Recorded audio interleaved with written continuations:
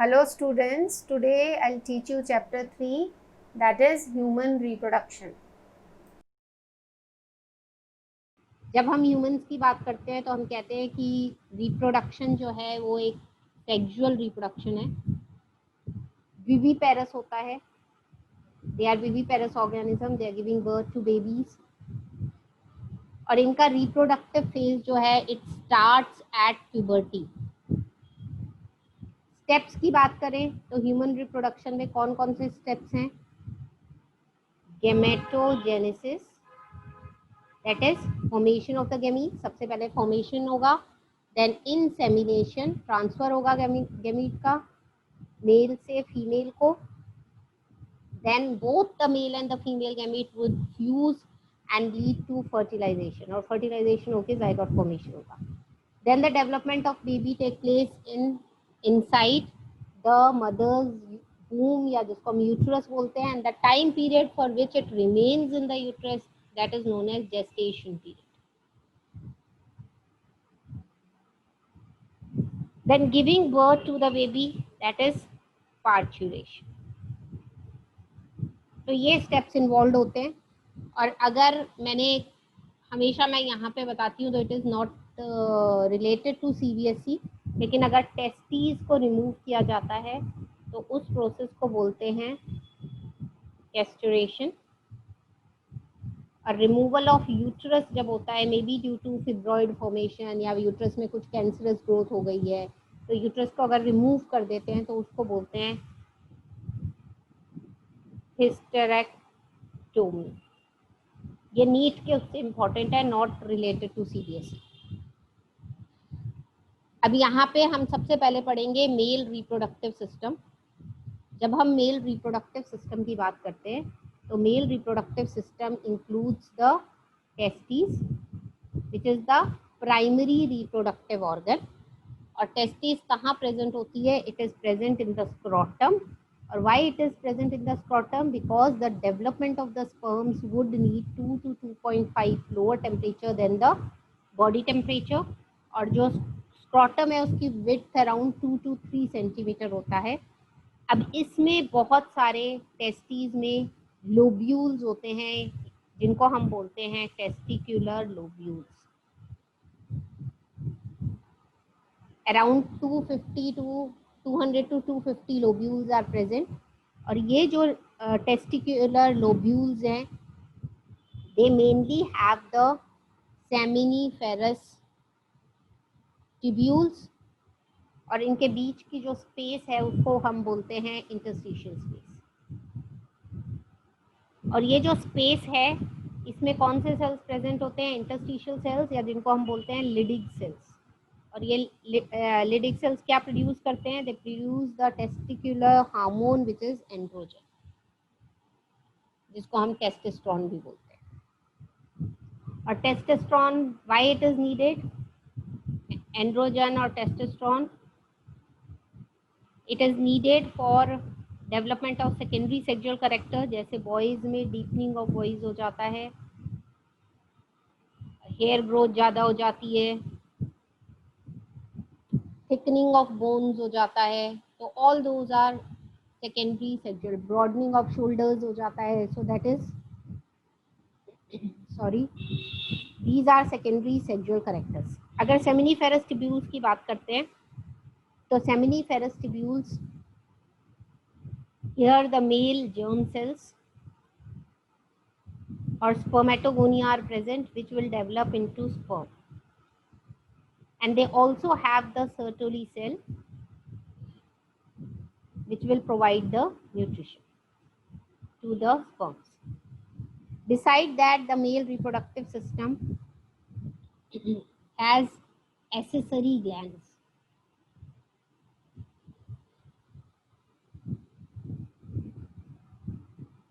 ये accessory glands कौन कौन सी होती हैं? सेमिनल वेसिकल होता है, प्रोस्टेट ग्लैंड्स होती हैं, एंड बल्बोयूरेथ्रल ग्लैंड्स होती हैं. क्या क्या फंक्शन है इसका? मेनली तो हम कहते हैं कि all the secretion of these glands they would make up the seminal plasma जिसमें कि कैल्शियम, एंजाइम, फ्रक्टोज ये सब प्रेजेंट होता है, और nutrition and motility of sperm में ये हेल्प करते हैं। बिसाइड दैट इंडिविजुअली अगर मैं बात कर रही हूँ तो सेमिनल रिसाइकल जो सिक्रीशन देगा उसमें मेनली फ्रक्टोज और एस्कॉर्बिक एसिड प्रेजेंट होता है, एल्कलाइन होता है वो। 60% ऑफ सीमन का कंट्रीब्यूशन यहीं से होता है। प्रोस्टेट की अगर हम बात करें तो ये सिट्रिक एसिड मेनली होता है, और 30% of semen is contributed bye prostate gland. Beside that the bulbourethral which will lubricate. तो तीनों का जो सिक्रीशन है उसको हम क्या बोल रहे हैं? Seminal plasma, and it is providing the nutrition and motility to the sperm. अब इसके बाद हम नेक्स्ट जो बात करेंगे वो हम बात करेंगे सेमिनिफेरस टिब्यूल्स में कौन कौन सी डक्ट्स प्रेजेंट होती हैं। These we have talked about the glands. अब हम एसेसरी डक्ट्स की बात करेंगे। तो कौन कौन सी डक्ट्स प्रेजेंट होती हैं, तो लेट्स टॉक अबाउट इट। तो जो सेमिनिफेरस टिब्यूल हैं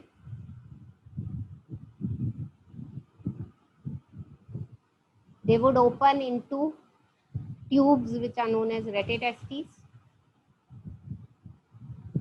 leading to vasa efferentia, small tubes, and these vasa efferentia would join into epididymis, और ये epididymis जो है यहाँ पे sperms they are stored for some time, and even some part of semen is being formed by epididymis, and then it joins the main duct that is vasa deferens.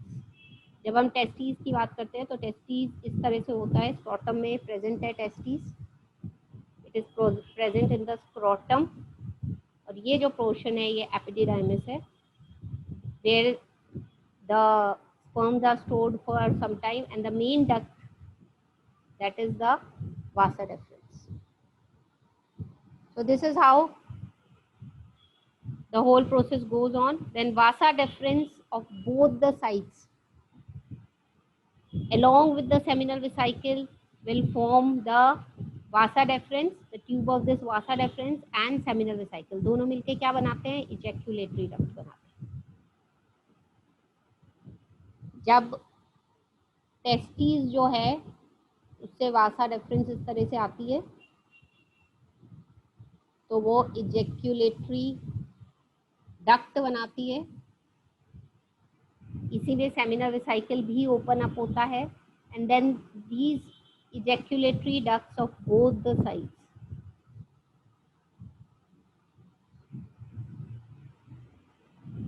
will open up into urethra.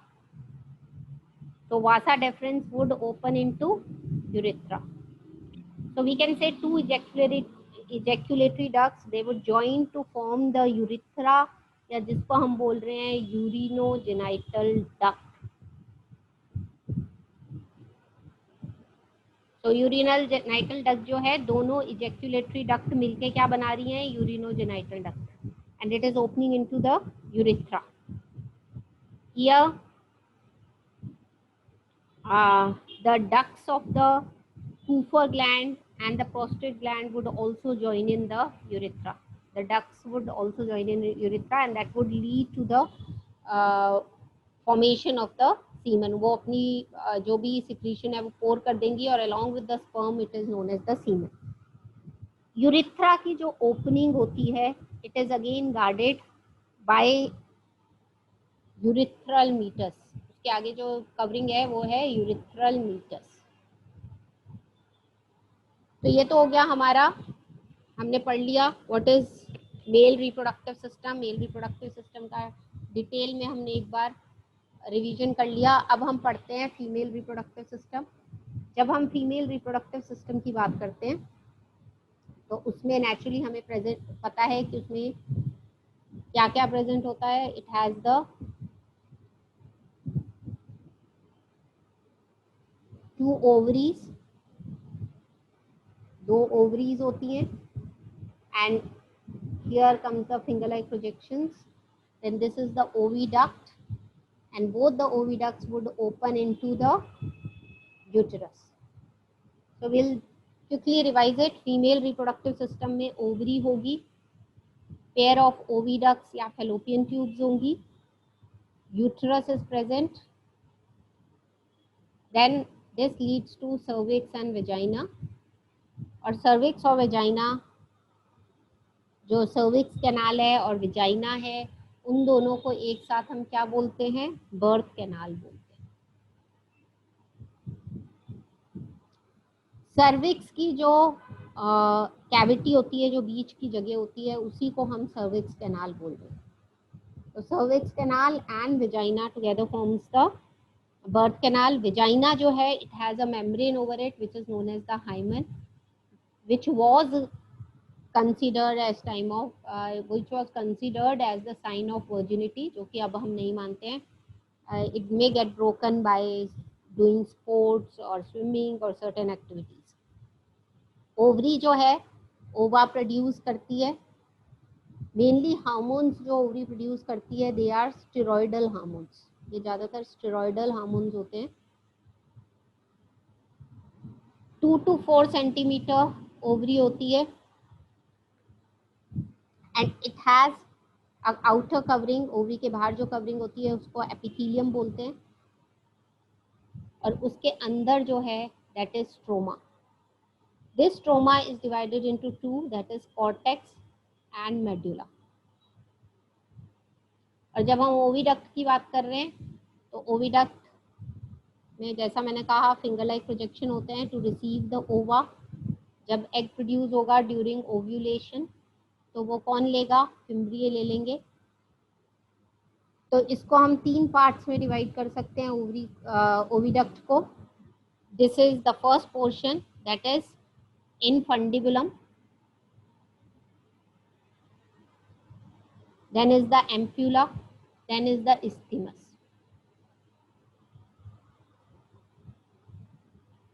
So these are the 3 parts, and the fimbriae would collect the ova.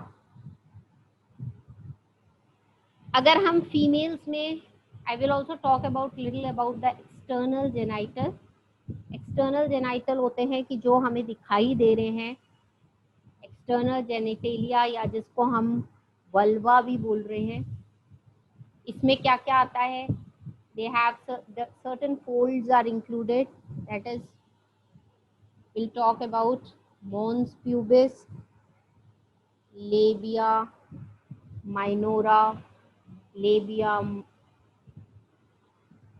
majora, then there is hymen, and then there is clitoris.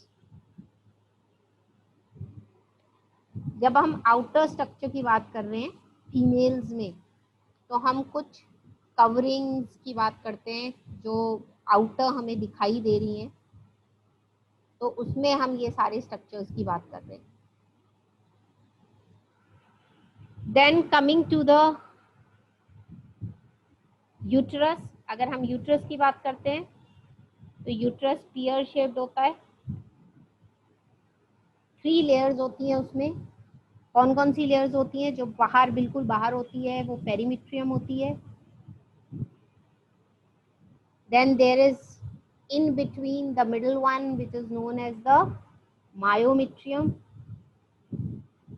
और बिल्कुल अंदर जो होती है that is the endometrium. Endometrium वही है जो हमेशा थिकन होगी to receive the fertilized egg, और जो शेड ऑफ भी होती है during the menstrual cycle. Now we'll be talking about females की बात कर रहे हैं, तो नेचुरली मेमरी ग्लैंड्स की बात करेंगे. तो जब हम मेमरी ग्लैंड्स की बात करते हैं, तो बहुत सिंपल है. मेमरी ग्लैंड्स और the breast, it has 15 to 20 memory lobes.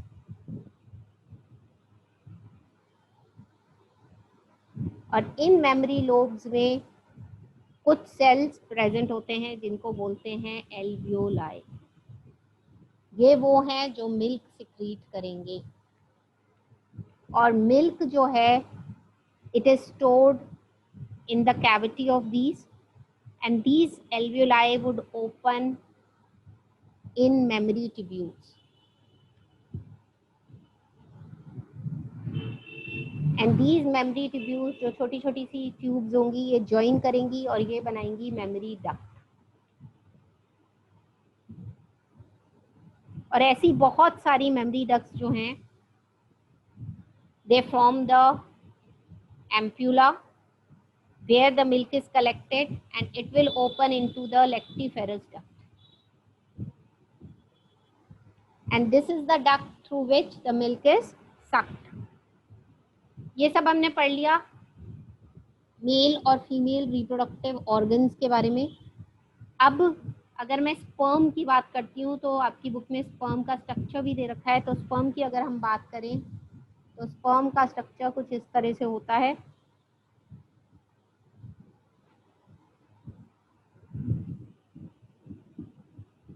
It has a head, और अगर हम हेड की बात कर रहे हैं तो हेड के ऊपर एक कवरिंग होती है which is known as the acrosome,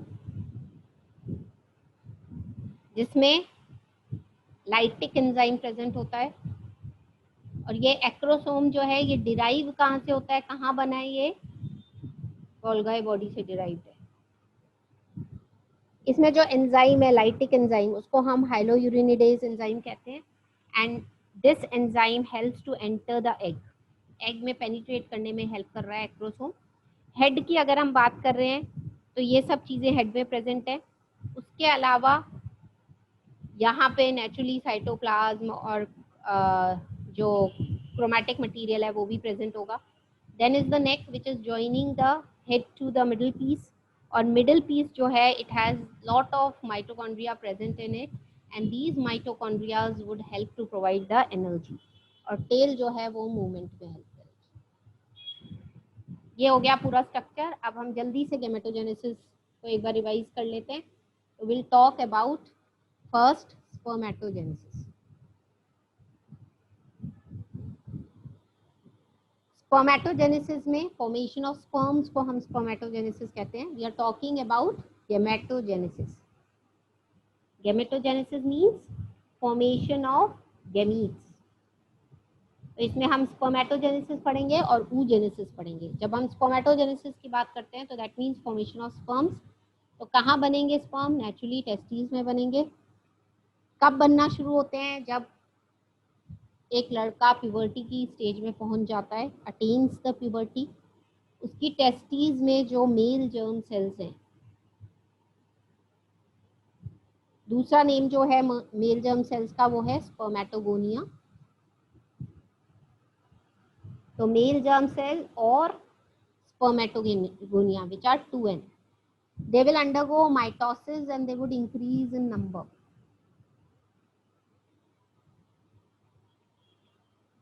और वो क्या बनाएंगे? They would form primary spermatocyte. They get converted to primary spermatocytes. Now these spermatocytes would undergo meiosis. तो meiosis 1 होगा तो प्राइमरी स्पर्मेटोसाइट से 2 सेल्स बनेंगे, and these 2 cells which are now, because meiosis हो रहा है तो रिडक्शन डिवीजन है, तो ये n हो गए। तो प्राइमरी स्पर्मेटोसाइट तक 2n था। अब जो सेल बनेंगे दे आर सेकेंडरी स्पर्मेटोसाइट, और ये जो सेकेंडरी स्पर्मेटोसाइट्स हैं ये हैप्लॉइड हो गए। दीज आर नाउ हैप्लॉइड, ये n हो गए। अब यहाँ पे मियोसिस 2 होगा and they would form spermatids. So this means these cells have divided into 4 now. 4 spermatids are formed. अब ये spermatids, they undergo certain differentiation and they form the spermatozoa. And this process of changing of spermatid to spermatozoa, this is known as spermiogenesis. देखो 3 word हैं। Spermatogenesis हमने पढ़ा कि formation of the sperm, spermiogenesis spermatid changing to spermatozoa और the sperms. अब तीसरा word, ये जो स्पर्मेटोजोआ होते हैं ये अपना हेड सर्टोली सेल में एम्बेड करके रखते हैं या घुसे रहते हैं। तो after spermiogenesis the sperm cells which are embedded in the Sertoli cells are finally released and that process is known as spermiation. तो 3 चीजें यहाँ हमें ध्यान रखनी है। Spermatogenesis, formation of sperms. Spermiogenesis, conversion of spermatid to spermatozoa. And spermiation is after spermiogenesis, the sperm cells are embedded in the Sertoli cell, and when they are released, it is known as spermiation. अब क्योंकि हमने spermatogenesis पढ़ा है तो यहीं पे इसका hormonal control भी पढ़ लेते हैं. हार्मोनल कंट्रोल कौन करता है? हाइपोथैलेमस करता है. हाइपोथैलेमस रिलीज करता है गोनेडोटॉपिन रिलीजिंग हार्मोन. ये जाके एक्ट करता है एंटीरियर पिट्यूटरी पे, और एंटीरियर पिट्यूटरी दो हार्मोन सिक्रीट करेगी. One is LH, one is FSH. LH जो है that is luteinizing hormone which is acting upon Leydig cells, and Leydig cells in turn would release testosterone. हमें पता है testosterone क्या करता है, सेकेंडरी सेक्सुअल कैरेक्टर्स डेवलप करता है. And FSH which is follicle stimulating hormone is responsible for the descent of the testes. Testis जो नीचे आती हैं फीटल स्टेज में, उसमें भी FSH हेल्प करता है, और ये सर्टोली सेल्स पे एक्ट करता है. स्पर्मियोजेनेसिस में हेल्प करता है,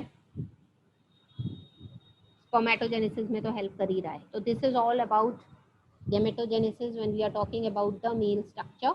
Now we'll talk about oogenesis. Oogenesis means formation of the egg. अब ये थोड़ा सा ध्यान से सुनेंगे. फीटल ओवरी जो होती है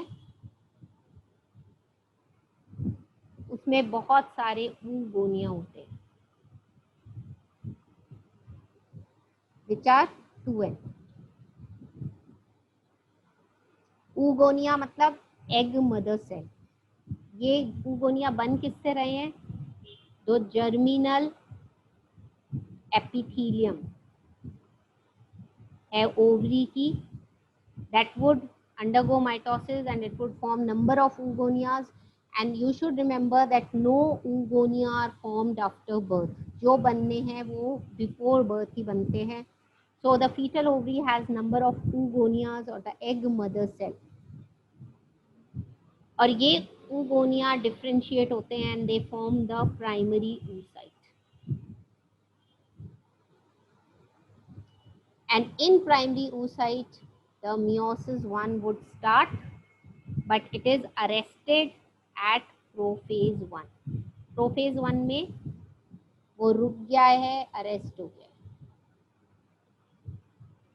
अब ये जो प्राइमरी oocyte है, it gets surrounded by certain layers of cells and it forms primary follicle.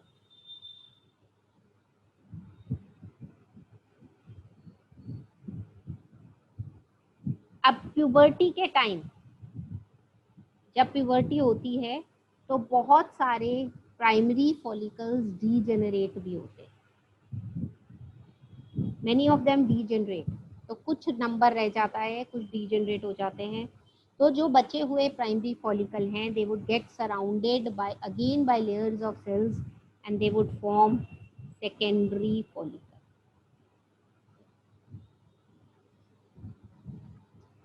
These secondary follicles then change into tertiary follicle,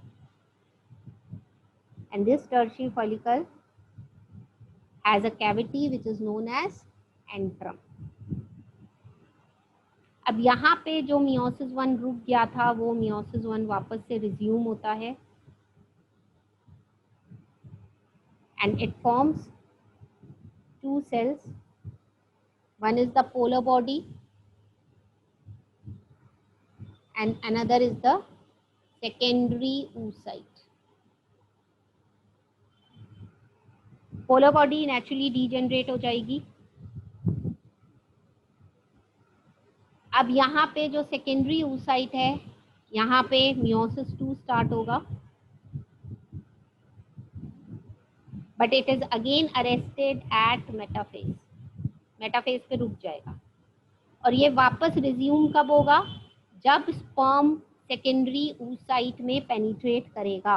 तो जब हम कहते हैं कि ओव्यूलेशन, तो ovulation is actually release of the secondary oocyte, और जब स्पर्म पेनिट्रेट होता है then the meiosis 2 is resumed and it would form ovum and the second polar body. Ovum और एग बनता है जब स्पर्म पेनिट्रेट होता है। तो सेकेंडरी oocyte है जबकि ओव्यूलेशन होता है।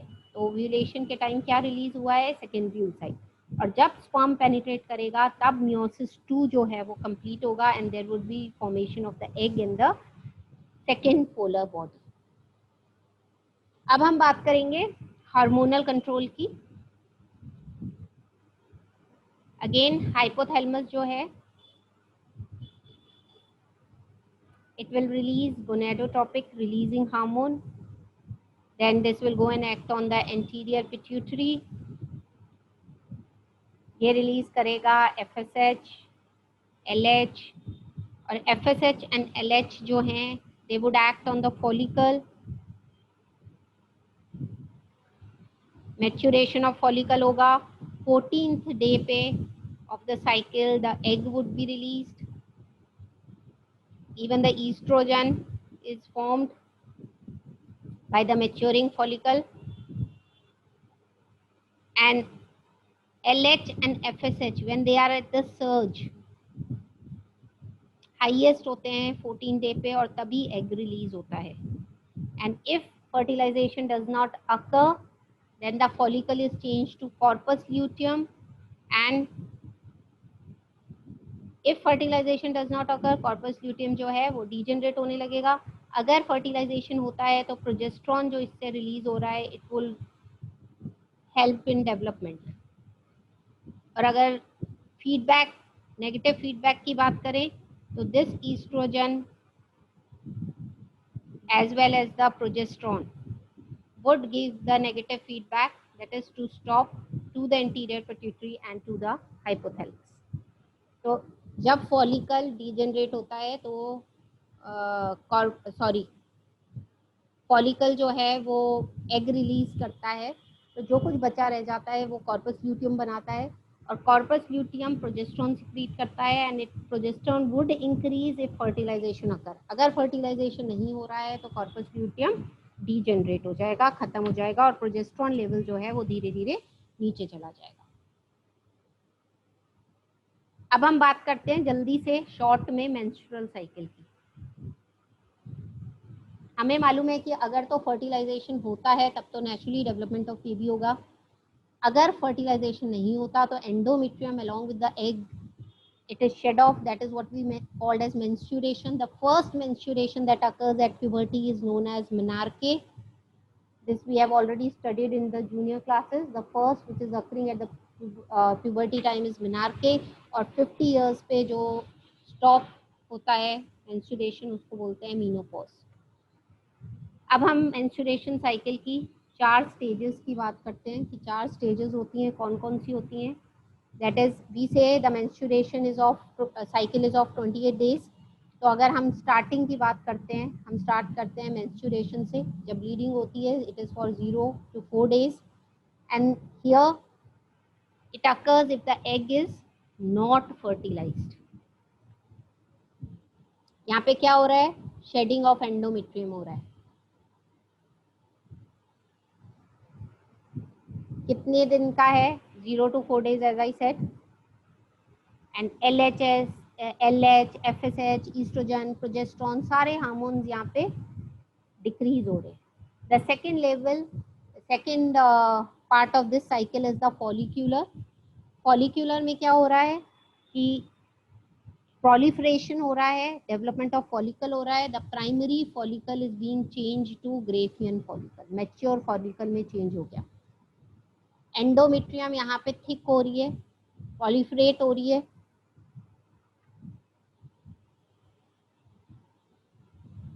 LH FSH की अगर हम बात कर रहे हैं तो LH और FSH दोनों इंक्रीज हो रहे हैं यहाँ पे। ईस्ट्रोजन जो है वो रिलीज होने लग गया है फॉलिकल से। अब ओव्यूलेटरी फेज आता है। Ovulatory phase is on the 14th day when FSH and LH are at the peak which is called as the LH surge और यहाँ पे ग्रेफियन फॉलिकल जो है वो बर्स्ट होगा and it will release the egg and the process is known as ovulation. Then we come to the last 15 to 28 days, that is the luteal phase. It lasts for around 10 days. 10 days तक last करता है. यहाँ पे corpus luteum जो है वो form होता है. जब फॉलिकल ने एग रिलीज कर दिया तो जो कुछ फॉलिकल का पार्ट बचा रह गया वो कॉर्पस ल्यूटियम है, और कॉर्पस ल्यूटियम जो है वो प्रोजेस्टेरोन सिक्रीट करता है. Absence of fertilization, this corpus luteum would degenerate. It would start to degenerate. This is all about the menstrual cycle. We come to the last part of the chapter. हम fertilization की बात करते हैं कि जब egg release हो गया, जो ओविडक्ट थी उसके जो फिम्ब्रियाज थे, they took the egg. egg किस फॉर्म में है? सेकेंडरी oocyte के फॉर्म में.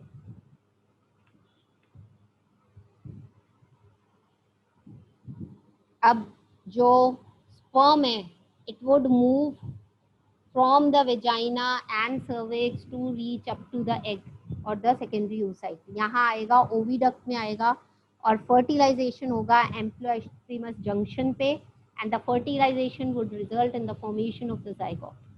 तो fertilization की जब हम बात कर रहे हैं तो fertilization से zygote बनता है, और जैसे ही स्पर्म इसको पेनिट्रेट करेगा सेकेंडरी oocyte को तो मियोसिस 2 का कंप्लीट होगा. यहाँ पे एग फॉर्मेशन होता है.